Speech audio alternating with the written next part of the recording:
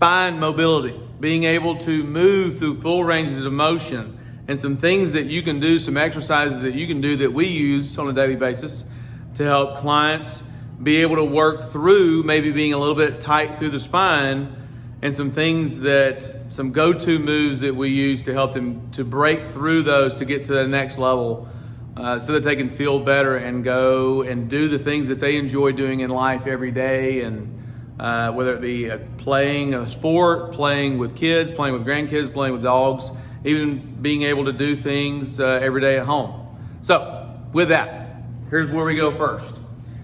We're going to go down to a hand plank position, okay? And from there, we can use a ball if we need to, but from this position, we're going to bring your right leg up, okay?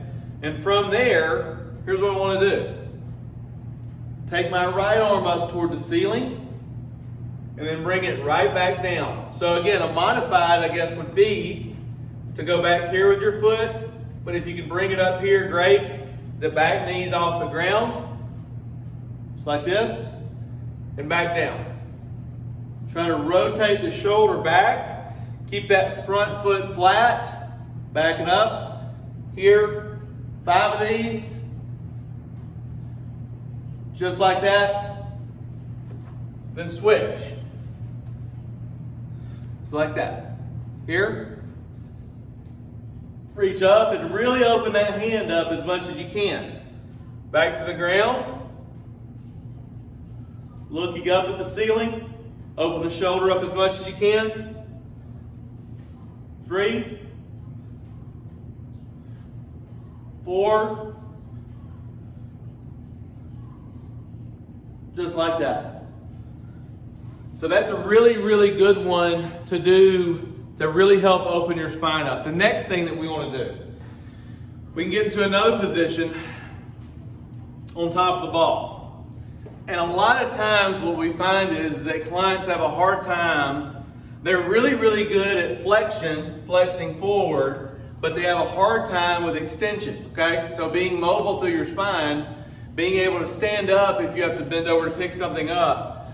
A really good way is to break that into a piece to where from the waist up, we're going to work on just the mobility from your spine here. To start with, you can keep your hands on the ground.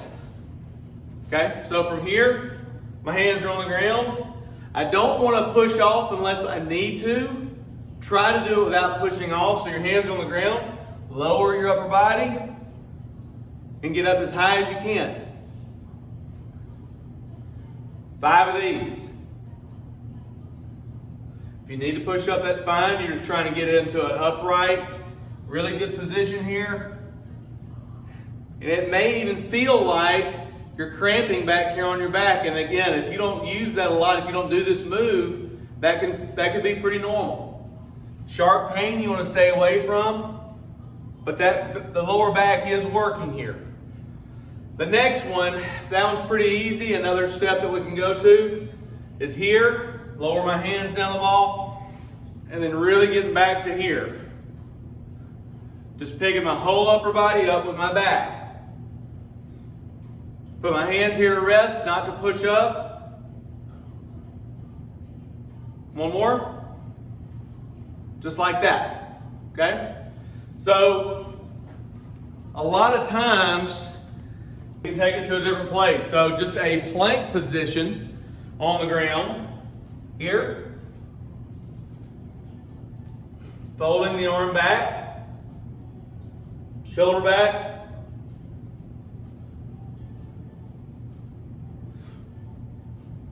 trying to keep the hips square,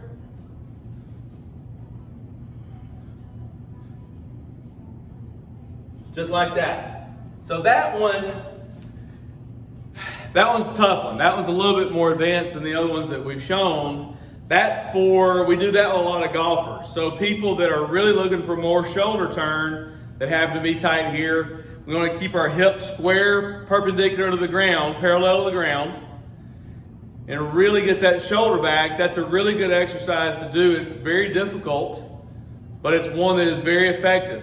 So instead of putting your hand on the ground, put this here, really lean down and forward, Get back to that position. Now, if it's hard to get here, okay, if it's hard to do this, you can really just either get here with it, you can put your hand on your knee here, but what we're trying to do is really go up and back as much as you can. And even if we had to do this right here to take that back knee off the ground to help push it, even this is going to help you get more extension than what people normally do. So even that's a good one. That's tough. To make it easier, just put the knee on the ground. Put the hand on the ball, just like this. Really tip down and forward, my head back as much as I can, and that's going to stretch out what we typically tighten up a lot of, which is a lot more crunches than extensions. We talked about that again a good bit, and for a good reason, okay? So here, to make it harder, you can take the knee off the ground. Just get to that position, easier knee on the ground, just like that, holding that position.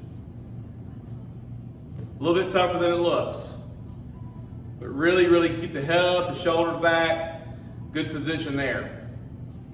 Another one that you can do, spine mobility, you can literally lie on top of the ball.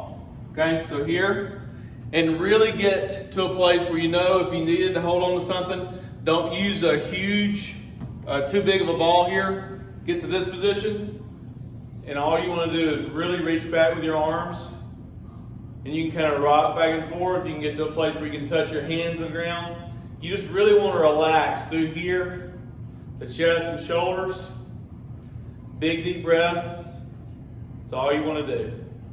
This is the exact opposite position of what we normally get into when we're sitting at a desk, especially doing work on a computer. So this is going to feel 180 degrees because it is from that.